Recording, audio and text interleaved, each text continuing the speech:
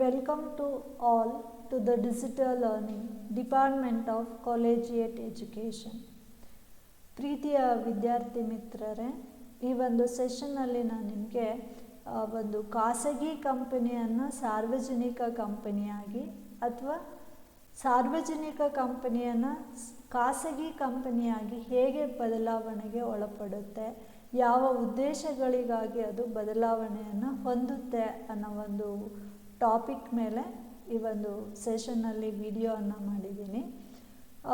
In this video I am going to cover the three main things.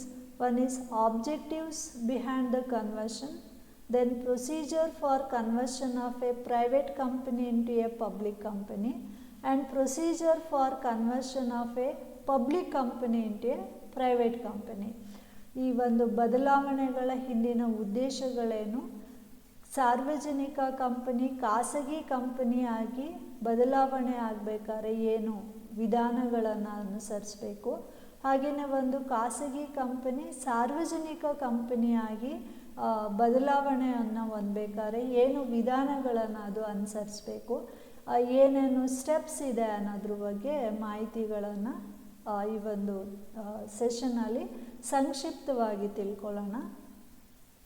Procedure for conversion and also reconversion of private company and public company. Let us first understand objectives of conversion or reconversion. Mainly private company into a public company or public company into a private company is for the following objectives. ಏನಕ್ಕೆ ಅದು convert ಆಗುತ್ತೆ ಅಂತ ಹೇಳಿದ್ರೆ, in order to get certain benefit, in order to get government subsidies, ಸರ್ಕಾರದಿಂದ ಸಬ್ಸಿಡಿಗಳನ್ನು ಪಡೆಯೋದಕ್ಕೋಸ್ಕರ from time to time government announces subsidies to sometimes to private company and sometimes to public company. And ನಾವು ಈಗ ತಿಳಿದಿರೋ ಹಾಗೆ ಸಾರ್ವಜನಿಕ ಕಂಪನಿಗಳಿಗೆ ಹಲವಾರು ರೀತಿಯ ಸಬ್ಸಿಡಿ ಯೋಜನೆಗಳು ಸರ್ಕಾರದಿಂದ ಸಿಗುತ್ತೆ. ಖಾಸಗಿ ಕಂಪನಿಗಳಿಗೂ ಸಹ ಹಲವಾರು ರೀತಿಯ ಸಬ್ಸಿಡಿ ಯೋಜನೆಗಳು ಸರ್ಕಾರದಿಂದ ಸಿಗುತ್ತೆ.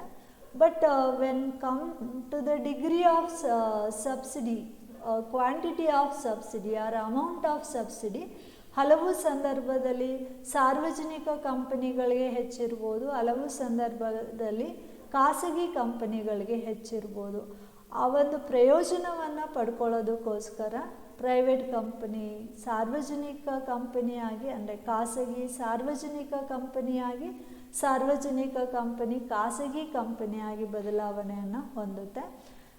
It includes interest subsidy, export subsidy and also borrowings. Another important reason is to obtain the tax benefit. A certain tax benefit purely available to the private company and certain tax benefit available to public company.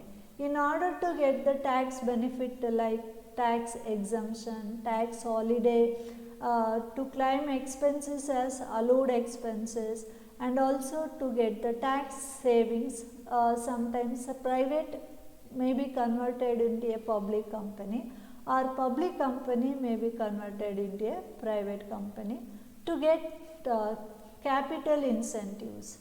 Also a company can be converted into one form to other to get subsidy from the government, to get the tax benefit, to secure the capital incentives.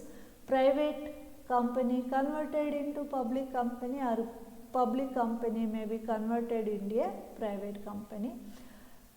According to the section 14 of the Companies Act 2013, a private company can be converted into a public company by alteration of its articles of association and also memorandum of association, and by passing a special resolution at the extraordinary general meeting of the shareholder. ಕಂಪನಿಯ ಕಾಯ್ದೆ section 14 ಪ್ರಕಾರ ಒಂದು ಸಾರ್ವಜನಿಕ ಕಂಪನಿಯಾಗಿ ಖಾಸಗಿ ಕಂಪನಿಯು ಸಾರ್ವಜನಿಕ ಕಂಪನಿಯಾಗಿ ಬದಲಾವಣೆ ಆಗಬೇಕಾದ್ರೆ ಇರೋ ಅಂಥ ನಿಯಮಾವಳಿಗಳನ್ನು ಸೆಕ್ಷನ್ 14ರಲ್ಲಿ ತಿಳಿಸಿದೆ. ಇದರ ಪ್ರಕಾರ ಕಂಪನಿ ಆರ್ಟಿಕಲ್ಸ್ ಆಫ್ ಅಸೋಸಿಯೇಷನ್, ಲಿಖಿತ ಕಟ್ಟಳೆ ಮತ್ತು ಮನವಿ ಪತ್ರ ಎರಡೂ ಬದಲಾವಣೆ ಆಗಿರಬೇಕು ಒಂದು. ಎರಡನೇದು, ಇದಕ್ಕೆ ಸಂಬಂಧಪಟ್ಟಂತೆ ಷೇರುದಾರರ ವಿಶೇಷ ಸಾಮಾನ್ಯ ಸಭೆಯಲ್ಲಿ ಅವರು ವಿಶೇಷ ನಿರ್ಣಯಗಳನ್ನು ಅವರು ಹೊರಡಿಸಿರ್ಬೇಕಾಗುತ್ತೆ.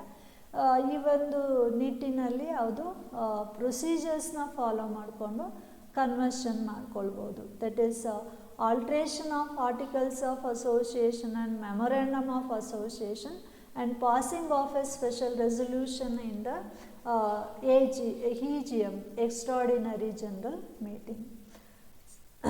Certain steps are involved in the conversion procedure. First, the board of directors of the company should hold a board of directors meeting of the company. In that meeting, they shall discuss the various reasons behind the conversion, the various objectives behind the conversion, the main purpose of conversion. ಯಾವ ಉದ್ದೇಶಗಳಿವೆ, ಯಾವ ಕಾರಣಗಳಿವೆ, ಯಾವ ಮುಖ್ಯ ಉದ್ದೇಶವನ್ನು ಇಟ್ಕೊಂಡು ಒಂದು ಖಾಸಗಿ company ಸಾರ್ವಜನಿಕ ಕಂಪನಿಯಾಗಿ ನಾವು ಬದಲಾವಣೆ ಮಾಡ್ಕೊಳ್ತಿದ್ದೀವಿ. What are the various benefits available in future with this respect. ಇದಕ್ಕೆ ಸಂಬಂಧಪಟ್ಟಂತಹ ಭವಿಷ್ಯದಲ್ಲಿ ಏನು ಬೆನಿಫಿಟ್ ಸಿಗುತ್ತೆ ಅಂತೇಳಿ ಎಲ್ಲ ನಿರ್ದೇಶಕರಿಗೆ ಕನ್ವಿನ್ಸ್ ಮಾಡಿ ಅವರು ಚೇರ್ಮನ್ ಆಫ್ ದ ಮೀಟಿಂಗ್ ಅವರ ಒಂದು ಆರ್ಡಿನರಿ ರೆಸೊಲ್ಯೂಷನ್ಸನ್ನು ಹೊರಡಿಸ್ಬೇಕಾಗುತ್ತೆ. ಬೋರ್ಡ್ ಆಫ್ ಡೈರೆಕ್ಟರ್ಸ್ದು ಫಸ್ಟ್ ಒಪ್ಪಿಗೆಯನ್ನು ಪಡ್ಕೊಳ್ಬೇಕಾಗುತ್ತೆ. ಸಪೋಸ್ ಒಂದು ವೇಳೆ ಆ ಒಂದು ಸಭೆಗೆ ಅಲ್ಲಿರೋ ಅಂಥ ಅಥವಾ ಕಂಪನಿ ಎಲ್ಲ board of directors or majority of the board of directors ಅದನ್ನು ಒಪ್ಕೊಂಡಾಗ they should fix the date, time and place of the extraordinary general meeting of the shareholder. ನಂತರ ಅವರು ವಿಶೇಷ ನಿರ್ಣಯವನ್ನು ಪಡ್ಕೊಳ್ಳೋದಕ್ಕೋಸ್ಕರ ಷೇರುದಾರರ ವಿಶೇಷ ಸಭೆಯನ್ನು ಕರಿಬೇಕಾಗುತ್ತೆ. ಅದಕ್ಕೆ ಸಂಬಂಧಪಟ್ಟಂತೆ ಯಾವ ದಿನ, ಎಲ್ಲಿ, ಯಾವ ಟೈಮಲ್ಲಿ ಮಾಡಬೇಕು ಅನ್ನೋದನ್ನು ಫಸ್ಟ್ ಇವರು ಸ್ಪಷ್ಟಪಡಿಸ್ಕೊಳ್ಬೇಕು. ಆರ್ಡಿನರಿ ರೆಸೊಲ್ಯೂಷನ್ನ ಪಾಸ್ ಮಾಡಬೇಕು. After that they should send the notice of extraordinary general meeting to the shareholders, to the auditor of the company, to the company secretary, to all directors, to all members of the company ಎಲ್ಲ ಸದಸ್ಯರಿಗೆ, ಕಂಪನಿಯ ಎಲ್ಲ ನಿರ್ದೇಶಕರಿಗೆ, ಕಂಪನಿಯ ಆಡಿಟರ್ಗೆ, ಕಂಪನಿಯ ಸೆಕ್ರೆಟರಿಗೆ ಎಲ್ಲರಿಗೂ ಅವರು ಈ ಒಂದು EGMದು ನೋಟಿಸನ್ನು ಕಳಿಸ್ಬೇಕಾಗುತ್ತೆ. That before the EGM. After that, they should convene the extraordinary general meeting of the shareholder. In extraordinary general meeting of the shareholder, first they present a resolution of the board meeting.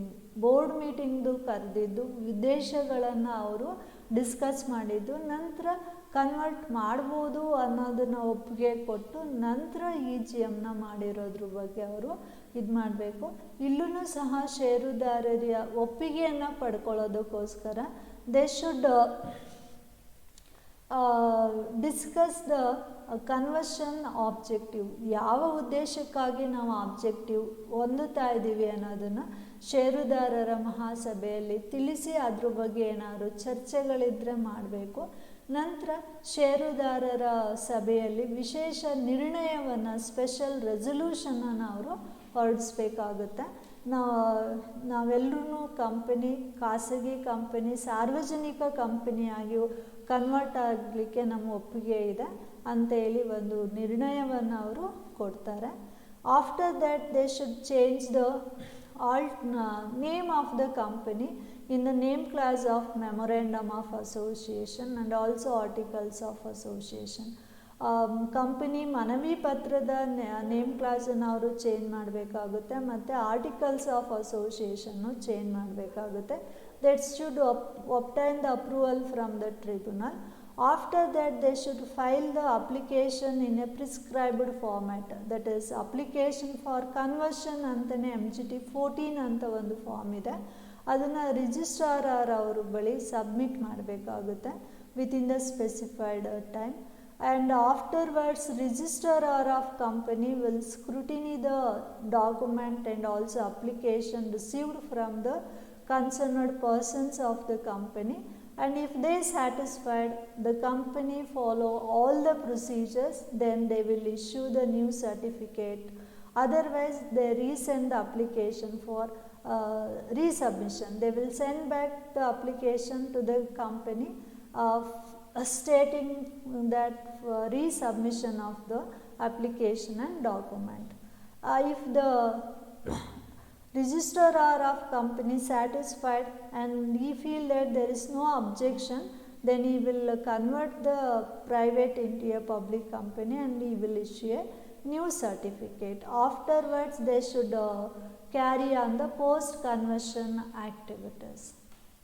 Similarly, the conversion of a public company into a private company. ಒಂದು ಸಾರ್ವಜನಿಕ company ಖಾಸಗಿ ಕಂಪನಿಯಾಗಿ ಬದಲಾವಣೆಯನ್ನು ಹೊಂದಬೇಕಾದ್ರೆ section 14ರಲ್ಲಿ ನಿಯಮಗಳನ್ನು ಅವರು ನೀಡಿದ್ದಾರೆ.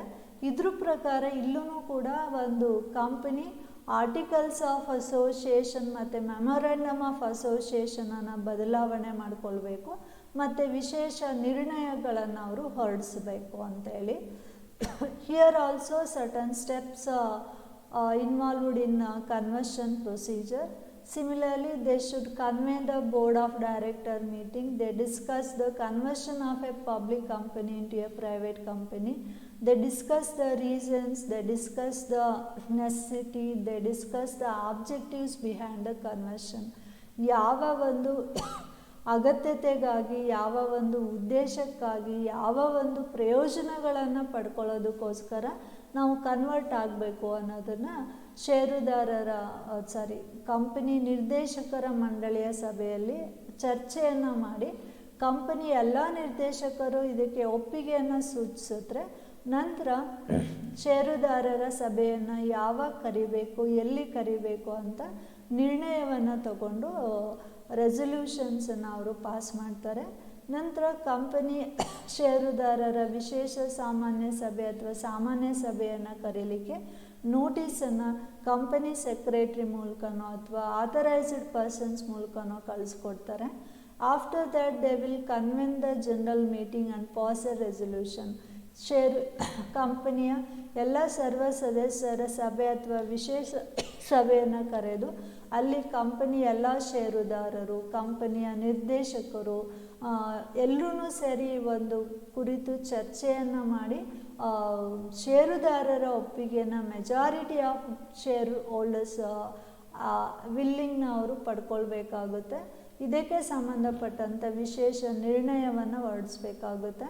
After that they change the name of the company. ಕಂಪನಿಯ ಮನವಿ ಪತ್ರದಲ್ಲಿ ನೇಮ್ ಕ್ಲಾಸ್ ಅಂತ ಇರುತ್ತೆ, ಅಲ್ಲಿ ಪಬ್ಲಿಕ್ ಕಂಪನಿ ಅಂತ ಇದ್ದರೆ ಅದನ್ನು ಸೊ ಪ್ರೈವೇಟ್ ಲಿಮಿಟೆಡ್ ಕಂಪನಿ ಅಂತ ಬದಲಾವಣೆಯನ್ನು ಮಾಡಬೇಕು. ಹಾಗೂ ಆರ್ಟಿಕಲ್ಸ್ ಆಫ್ ಅಸೋಸಿಯೇಷನ್ನು ಬದಲಾವಣೆಯನ್ನು ಮಾಡಬೇಕು. After that they will file the documents with the registrar of company with respect of conversion of companies. ಕಂಪನಿಗಳ ಕನ್ವರ್ಷನನ್ನು ಮಾಡಬೇಕಾದ್ರೆ ಏನೆಲ್ಲ ಡಾಕ್ಯುಮೆಂಟ್ಸ್ ಇದೆ ಅದನ್ನು ಕಂಪನಿಯ ರಿಜಿಸ್ಟ್ರಾರ್ ಅವರ ಬಳಿ ಸಲ್ಲಿಸಬೇಕಾಗುತ್ತೆ. And they also file the application with the regional directors. Regional directors now have the power to convert private company into a public company and public company into a private company. ಆದೇಶವನ್ನು ಪರ್ಮಿಷನನ್ನು ಇವರು ಇತ್ತೀಚಿನ ದಿನಗಳಲ್ಲಿ ನೀಡ್ತಾರೆ. ಮುಂಚೆ ಅದು tribunal ನೀಡ್ತಾ ಇತ್ತು. With this regard they also give the news paper advertisement. ನಮ್ಮ ಕಂಪನಿ ಈ ಉದ್ದೇಶಕ್ಕಾಗಿ ಖಾಸಗಿ ಕಂಪನಿಯನ್ನು ಸಾರ್ವಜನಿಕ ಕಂಪನಿಯನ್ನು ಖಾಸಗಿ ಕಂಪನಿಯಾಗಿ ಬದಲಾವಣೆ ಮಾಡ್ತಿದ್ದೀವಿ ಅಂತ ತಿಳಿಸ್ಕೊಡ್ಬೇಕಾಗುತ್ತೆ. The concerned persons scrutiny the various document and they will issue the new certificate of registration being a private company. And afterwards they will carry on the various post conversion work with this respect. ನಂತರ ಅವರು conversion ನಂತರ ಏನೇನು ಪ್ರೊಸೀಜರ್ಸ್ನ follow ಮಾಡಬೇಕು, ಅವರು ಅದನ್ನು follow ಮಾಡ್ತಾರೆ. Dear student, in this session, in this video, we briefly understand the concept of objectives behind the conversion of private into public and reconversion, and the various procedures involved in conversion of a private into a public company, and the steps involved in conversion of a public company into A private company. ಈ ಒಂದು ವಿಷಯವನ್ನು ನಾವು ತುಂಬ ಸಂಕ್ಷಿಪ್ತವಾಗಿ, time constraints ಆಗೋದ್ರಿಂದ ನಿಮಗೆ 1 hour video, 1.5 hour video ಕೇಳೋಕ್ಕೆ ಸಾಧ್ಯ ಇಲ್ಲದೇ ಇರೋದ್ರಿಂದ ನಾನು ಒಂದು ವಿಷಯವನ್ನು ಸಂಕ್ಷಿಪ್ತವಾಗಿ ಹೇಳಲಿಕ್ಕೆ ಪ್ರಯತ್ನ ಪಟ್ಟಿದ್ದೀನಿ. ವಿದ್ಯಾರ್ಥಿ ಮಿತ್ರರೇ, thank you one and all. Happy learning.